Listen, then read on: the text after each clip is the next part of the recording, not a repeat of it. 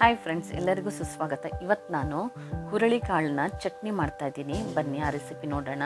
ನಾನಿಲ್ಲಿ ಒಂದು ಪ್ಯಾನ್ಗೆ 1 ಕಪ್ನಷ್ಟು ಹುರುಳಿಕಾಳನ್ನು ಹಾಕ್ಕೊಂಡಿದ್ದೀನಿ. ಇದನ್ನು ಚೆನ್ನಾಗಿ ಹುರ್ಕೊಳ್ಳೋಣ.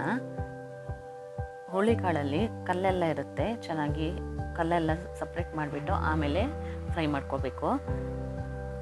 ನಂತರ ಇದಕ್ಕೆ ಅದೇ ಪ್ಯಾನ್ಗೆ ನಾನಿಲ್ಲಿ 1 ಟೇಬಲ್ ಸ್ಪೂನ್ನಷ್ಟು ಉದ್ದಿನಬೇಳೆ ಇದನ್ನು ಹಾಕ್ಕೊಂಡು ಸ್ವಲ್ಪ ಫ್ರೈ ಮಾಡ್ಕೊಳ್ಳಿ. ನಂತರ ಇದಕ್ಕೆ 1 ಟೀ ಸ್ಪೂನ್ನಷ್ಟು ಕೊತ್ತಂಬರಿ ಬೀಜ, ಹಾಗೆ ಅರ್ಧ ಟೀ ಸ್ಪೂನ್ನಷ್ಟು ಜೀರಿಗೆ ಹಾಕ್ಕೊಳ್ಳಿ.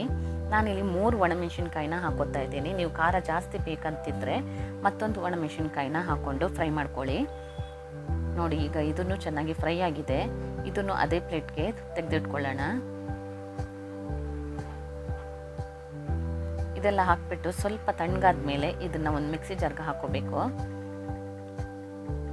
ಇದನ್ನೆಲ್ಲ ಈಗ ಒಂದು ಮಿಕ್ಸಿ ಜಾರ್ಗೆ ಹಾಕ್ಕೊಂಡು 3/4 ಕಪ್ನಷ್ಟು ತೆಂಗಿನ ತುರಿ ಹಾಕೋತಾ ಇದ್ದೀನಿ. ಹಾಗೆ ಇದಕ್ಕೆ ಒಂದು ಲಿಂಬೆ ಗಾತ್ರದ ಸಣ್ಣ ಲಿಂಬೆ ಗಾತ್ರದ್ದು ಹುಣಸೆ ಹಣ್ಣು ಹಾಕ್ಕೊಳ್ಳಿ. ನಂತರ ರುಚಿಗೆ ಬೇಕಾದಷ್ಟು ಉಪ್ಪು ಹಾಕ್ಕೊಳ್ಳೋಣ.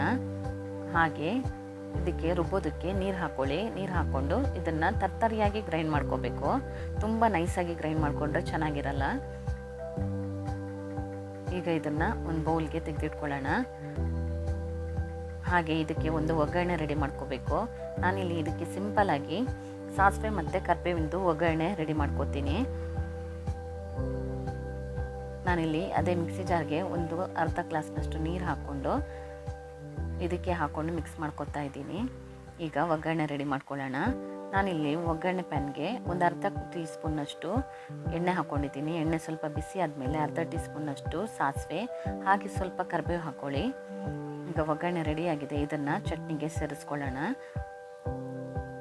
ನೋಡಿ, ಈಗ ತುಂಬಾ ರುಚಿಯಾಗಿರೋ ಹುರುಳಿಕಾಳಿನ ಚಟ್ನಿ ರೆಡಿಯಾಗಿದೆ. Thank you for watching.